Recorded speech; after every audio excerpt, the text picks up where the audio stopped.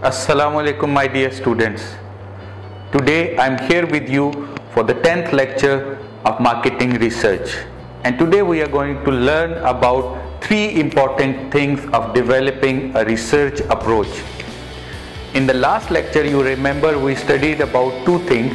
First, try to differentiate between the decision of management and then the marketing research problem. And then we discussed the few processes and the steps for developing your marketing research problem. I hope you are very clear about that video and that concept. If you are not clear, please listen to my previous lecture. I am going to share the link below. But at the same time, we have to understand in that particular lecture, I gave you one class activity to write a problem statement of your marketing research.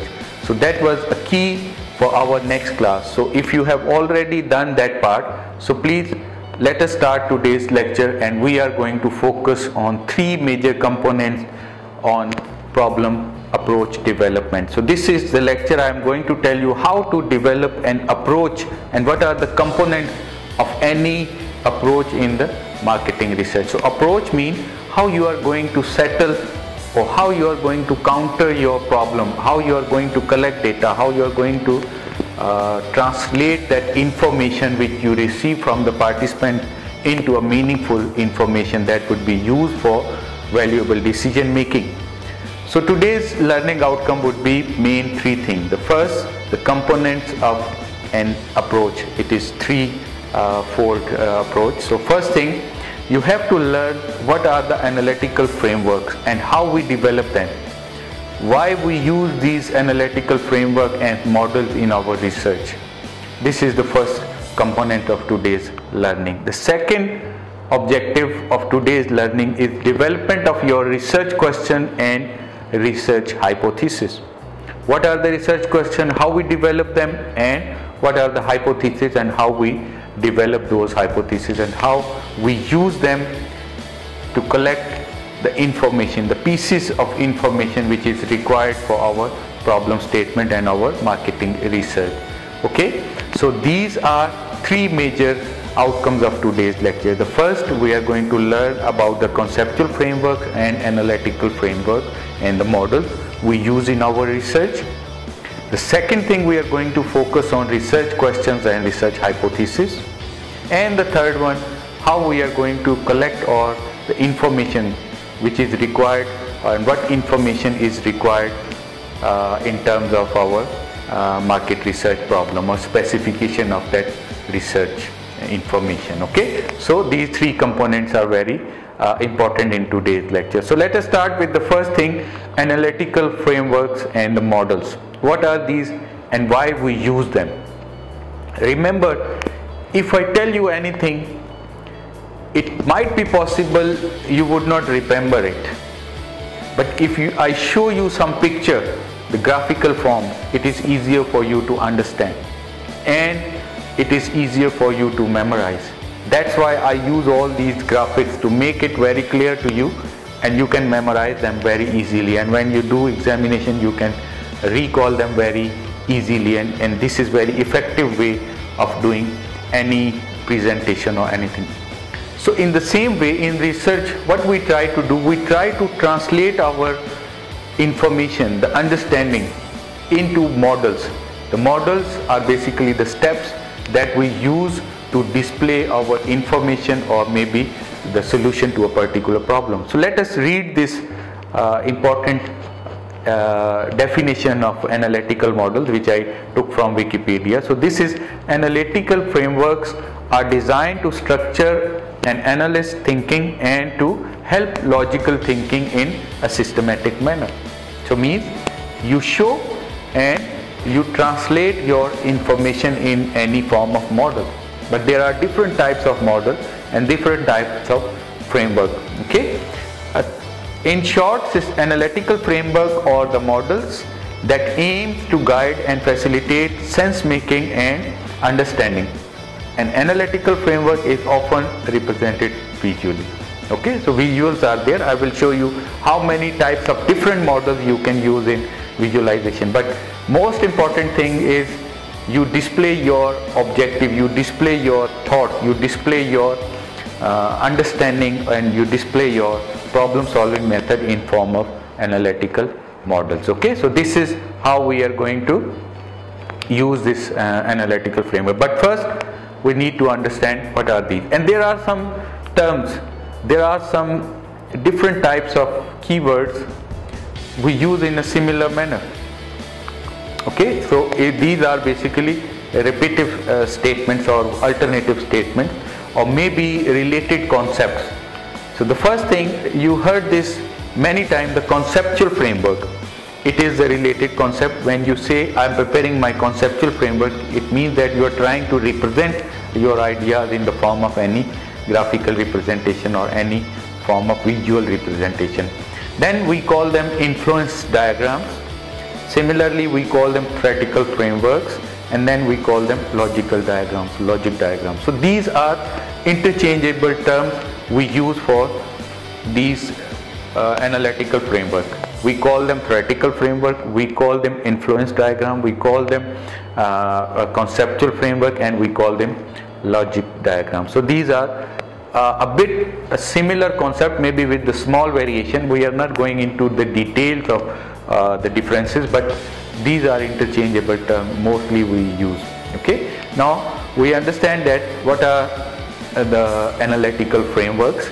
It is basically representation of your ideas in a visual form, and these are form models. Models are basically sequence or the steps of activities or actions that we take to form or to solve any problem or to form any solution to any problem. So models and framework are same, but most importantly we represent them visually. But what are different types of these models and how they look like? There are three major categorizations. If I classify these models into different types, I can classify them very clearly into three different classifications. The first one is graphical models or graphical presentations of framework. Okay, so the graphical models, basically in form of shapes, figures and diagrams, you try to present your ideas. You try to develop an analytical approach in form of any graphical representation. Okay, now let me read this definition I took from, obviously, from Wikipedia. The graphical models are visuals. They are used to isolate variables and to suggest directions of the relationship, but not to designed to provide numerical results. Means that numerical results are not there, but still they provide you information. What information? Which variable is related to which variable, how they are linked with each other. Now variables are the outcomes of your research, what you are trying to find out. If you remember, I gave you one example of sales reduction. The people are not buying products of a particular company for ABC whatsoever. So the purchase intention have been decreased 20% in past few years. So we are trying to figure out what are the different reasons for this decline in sales. So what I did, I just prepared one graphical model for you to represent this. But remember, these graphical models, they provide you awareness. They provide you information.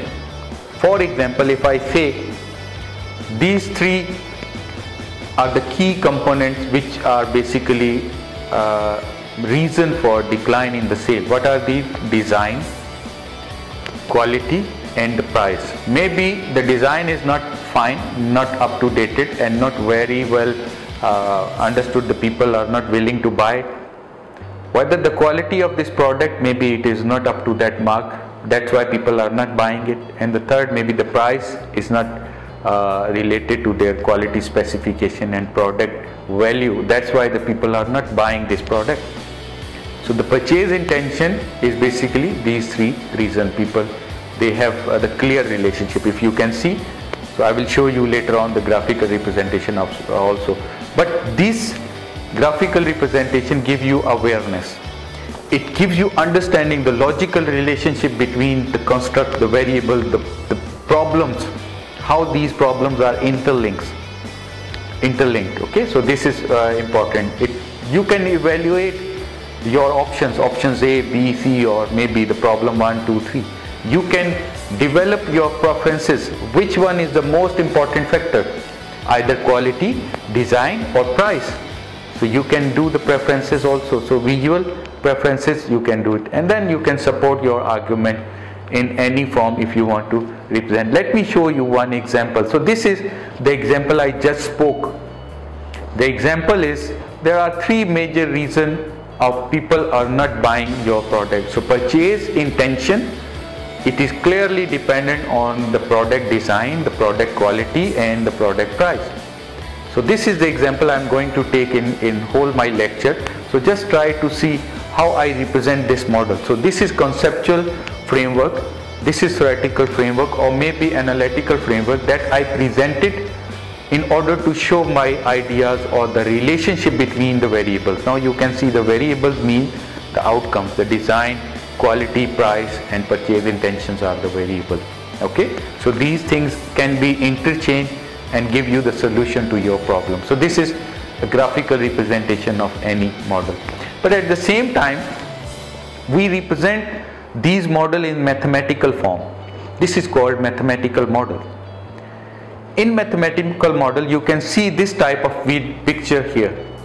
The mathematical models are those models which show mathematical equations. They are represented in the form of equation. For example, quality, or maybe purchase intention is equal to quality multiplied by your price multiplied by your product design. So these are three maybe reasons.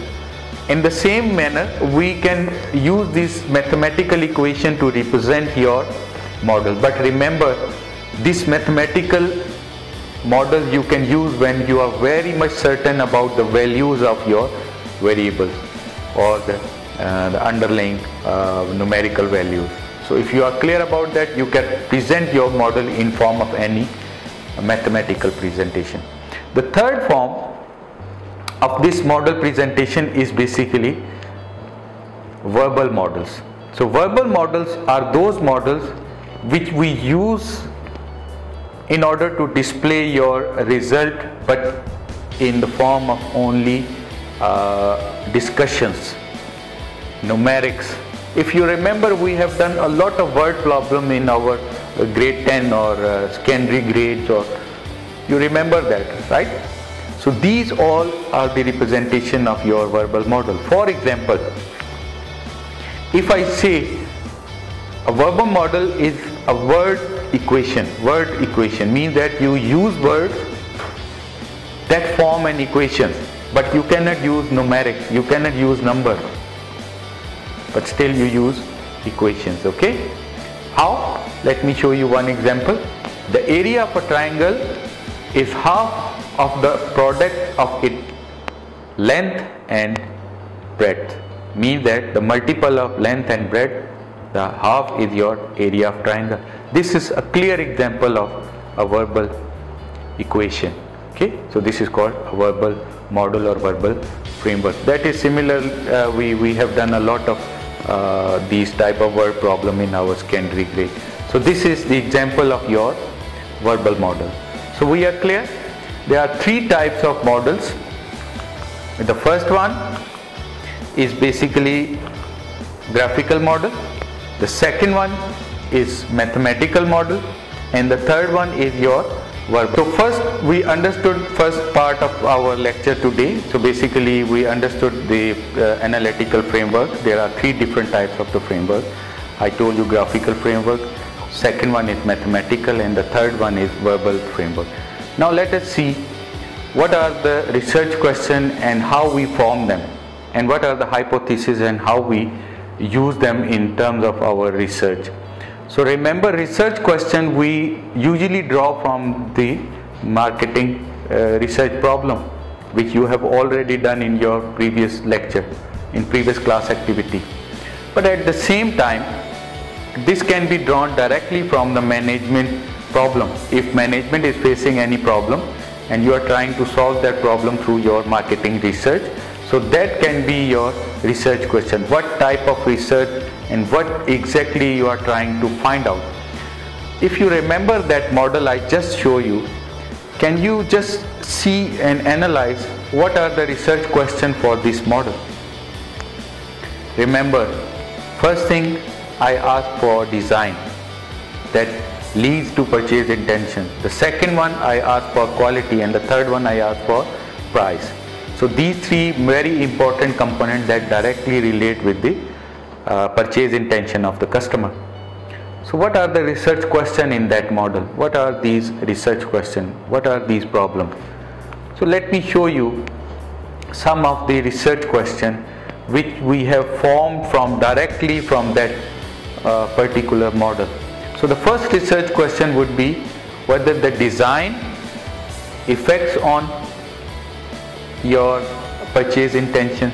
The second one, is there any relationship between your product quality and purchase intention? And the third research question may be, is there any relationship between your price and purchase intention? So these are major three research questions depending on the previous framework I explained it.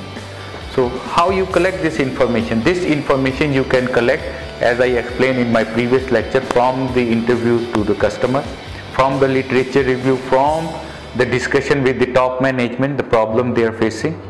So from all those data collection method which I explained in the past lecture, you can develop these research questions. These are the broader research questions which you use in order to explain your research, and you are going to develop your hypothesis exactly based on these research questions. So I hope research questions are very clear. Let us see how we develop hypothesis from these research questions. Remember, I showed you this framework earlier. So there is a relationship between design, there is the relationship between design, quality and price, and purchase intention. But remember, first we have to understand what is hypothesis and how we use them in our research. Remember, hypothesis is a statement that can be tested on the true or false basis. Means that you have some mechanism to test that statement. This is not true. The statement may be wrong. It depends on your understanding of the problem. For example, I say design, because our product design is not good, that's why people are not buying it. That is my perception. So to test this perception, I will develop a hypothesis, proposition. Is there any relationship between the design of that product and purchase intentions of the customer? This is my hypothesis. And then later I will collect data and do all the analysis to test whether my proposition, my assumption or my hypothesis is correct or not.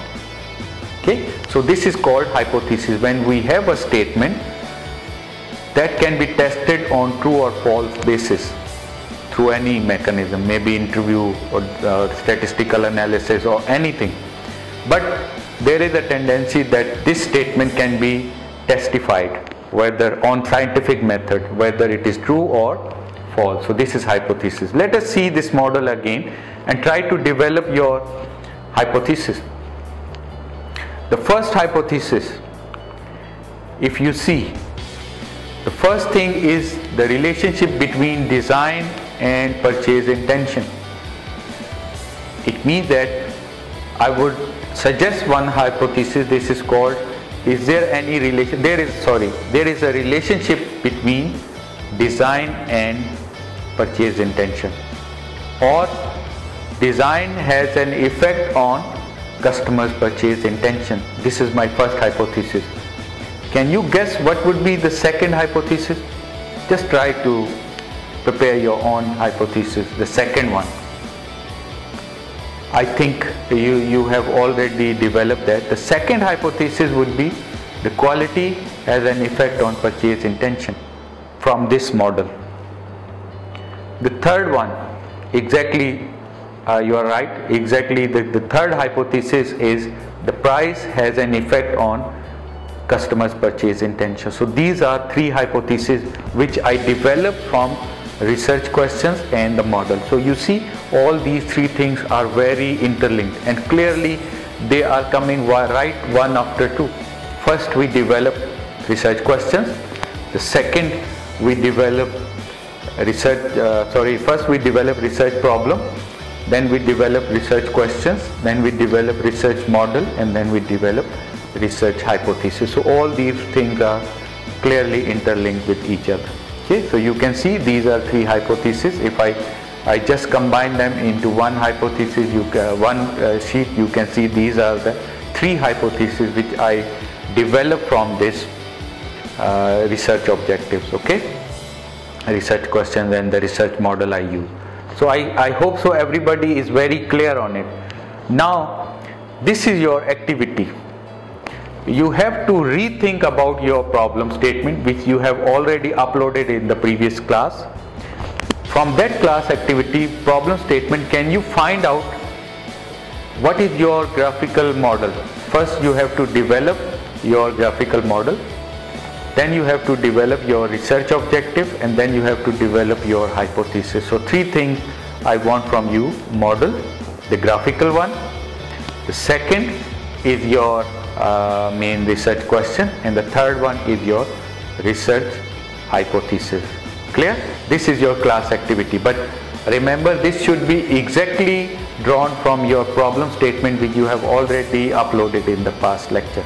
So if you are not clear about your problem statement, it is the time now to clear your problem statement and try to develop your conceptual framework and also hypothesis and research questions. Okay, so this is your class activity. Let's move on.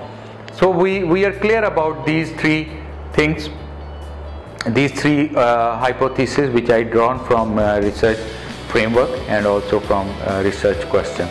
So let's move on. If I told you these things are very interlinked with each other, they come right after one or right after two. If I say research questions are directly drawn from the problem which management faces, and from that problem you have developed your own research problem, and this research problem is basically leads you to your research question.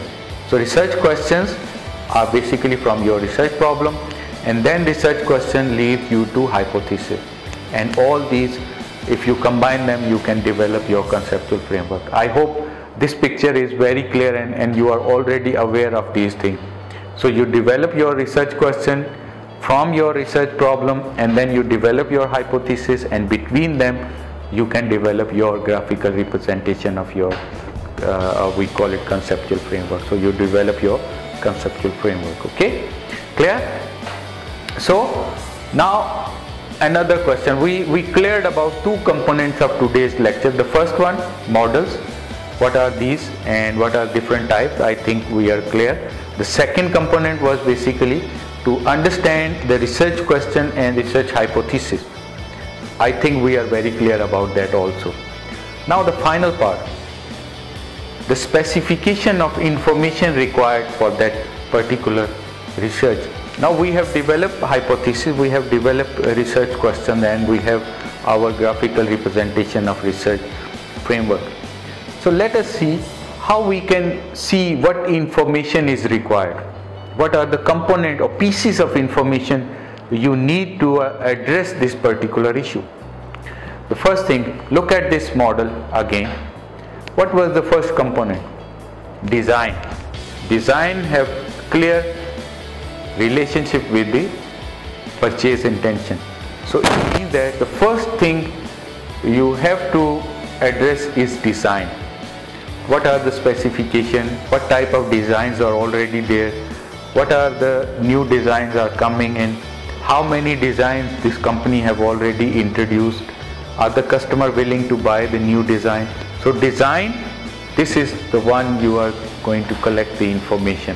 Okay, so you can see this. So your most important component here is design. So you are going to collect information on design and trying to test them with your customer. So you can develop your questionnaire based on what type of designs are available. Is there any number of designs available, or company is using only one kind of design, or any other information which is related to the design. The second component, quality. You have to identify the quality specifications. What is quality? Quality is basically conformance of customer's requirement, what customer need. If you confirm that, it is called quality, or maybe exceed the customer requirement or the customer need, that is called quality. So what are the quality specifications?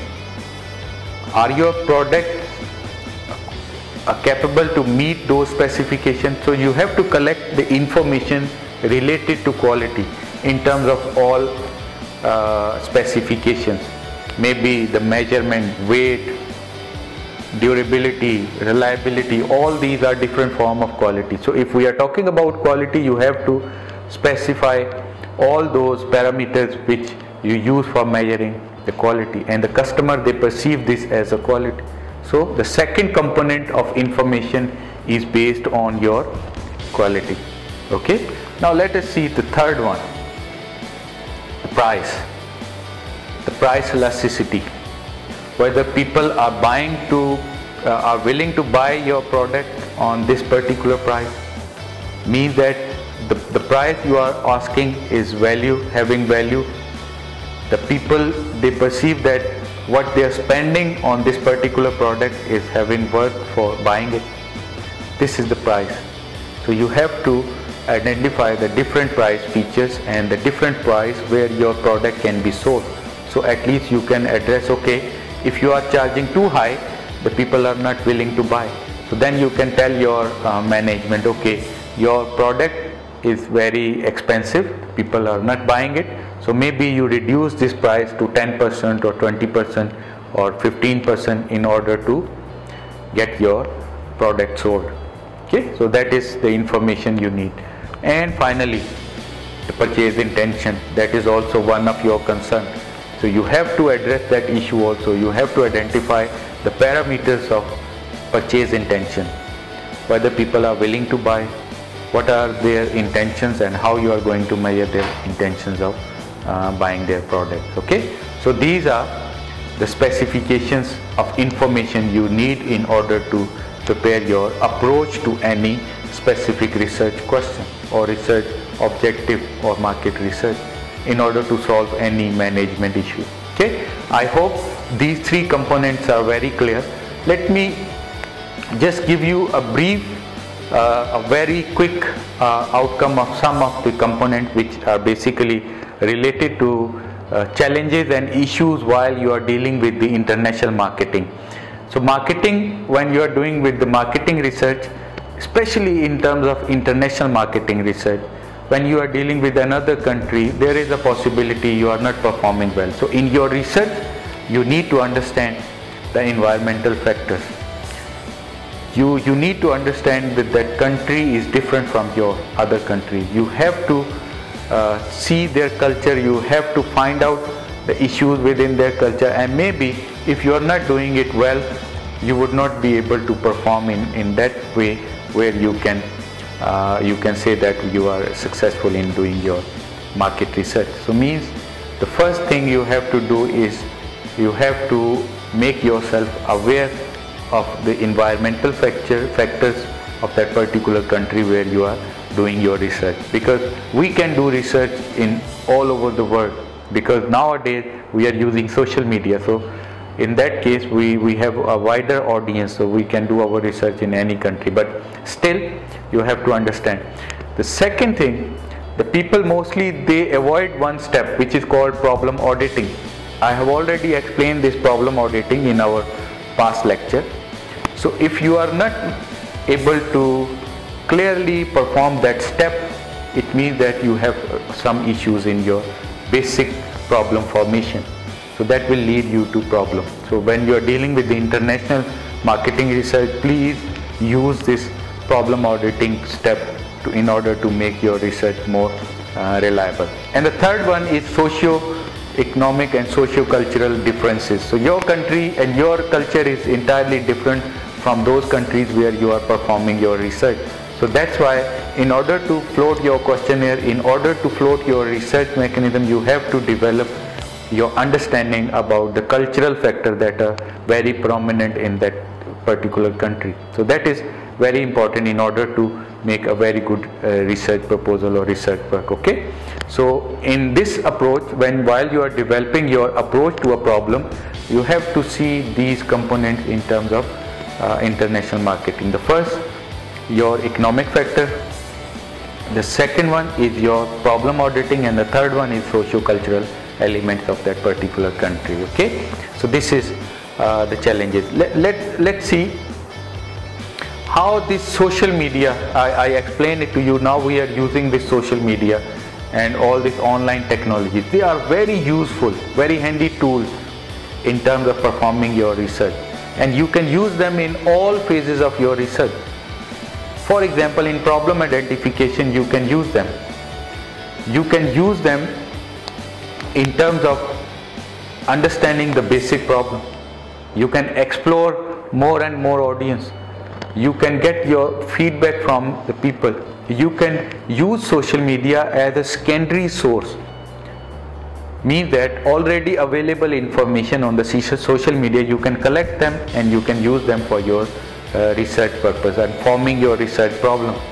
Understanding a particular country's environmental context, you can use social media to do that. You can read their blog, you can read their information, okay? And then you can access to specific information related to those countries or those particular problems. So that's why you can use these social media in problem. In problem definition, I explained to you how you can use social media, but this social media you can use in your approach to the problem statement, approach to the problem. How you can use that, because the social media will allow you to collect feedback of your graphical model, of your initial presentation, of your hypothesis, of your research question. You can prepare them and you can collect this feedback. The second thing, it allows you to access more and more audience, and finally you can openly discuss. So means that you can collect feedback from your audience or maybe other people of expert. Maybe you can find expert very easily on the social media and you can discuss your idea with them and your framework with them in order to refine your research approach.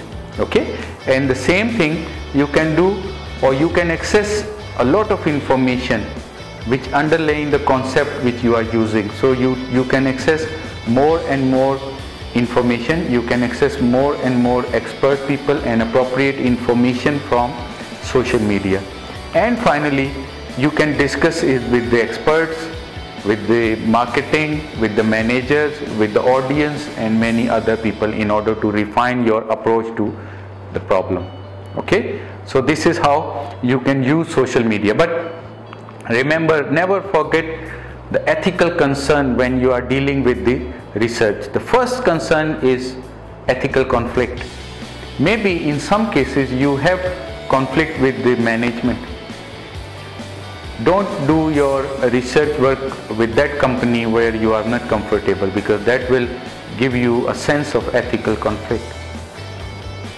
They are not justifying the contract or what you have done with them, or they are not using that terms and condition, and they are we can say misleading you, or similarly they can think similar about you. You are not obeying the laws which have been already identified by their company. So these are the ethical conflict that you need to prevent yourself. The second one is your personal interests and hidden agendas. Very important. Every researcher, every individual, every manager, they may have a potential source of this type of conflict. They may have their personal interests which are more than their professional work. When this personal conflict or personal interest, they overcome your professional obligations, in that case you may be not justifying the research work you are doing. So that is another ethical consideration. So the disclosure would be very clear. The information you are collecting, you have to disclose them very clearly whether you are going to use this information for what purpose, and you are sharing their name or you are sharing this information to other companies or whatsoever. This disclosure is very important from the participant's end, from the respondent's end. At the same time, it is important for the company, for those who are you are working. You need to explain that what information they can use only for decision making, or they can display it on the website, or they can use your company name or your name in order to show your research. So these things, the disclosure must be clearly identified before you start any work.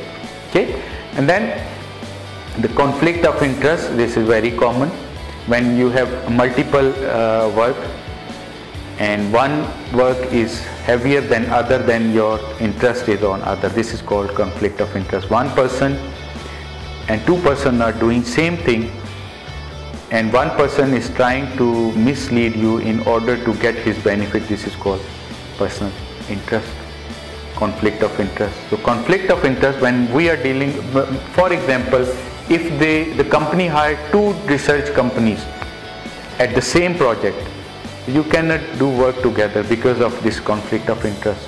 If you are working in one particular company, you cannot sell similar product because it is conflict of interest.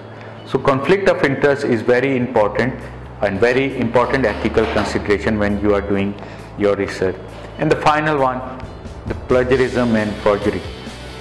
You cannot use the research framework or the research material which you have done for other company.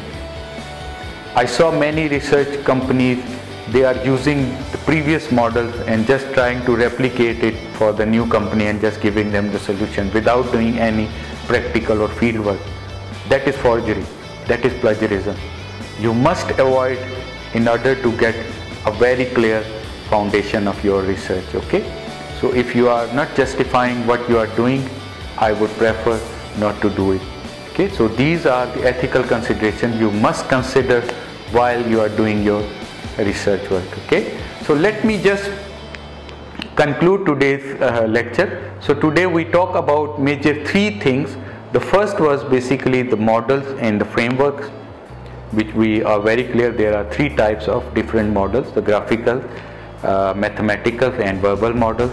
And then we discuss about the research questions and hypothesis. I gave you examples of research question and hypothesis. And then we discussed about information, the specification of the information you need for your research approach, that we draw from your research framework. Okay, and the third and the final thing was the last thing was basically ethical consideration and social media usage in your problem identification and approach development. So you can use social media extensively in order to develop a correct approach to your problem. So this is how we do it. But at the same time, there are some legal and ethical considerations that you must consider before you developing your approach, and I have already explained those form of your ethical considerations. Okay, so finally we approach to the last slide, and I can see those who have listened to my lecture very carefully, they are very happy because you know what I am going to ask. If you have any question, please post it in the comments and I will answer you. And if you have any further question, you can write down and we can discuss in our next class. And remember, you have a class activity. You have to develop your research framework, you have to develop your research question, and you have to develop your research hypothesis based on what you have developed in the problem statement in the last class activity. Okay, I hope everybody is safe and you have a very good day ahead. Thank you very much and have a nice day. Goodbye.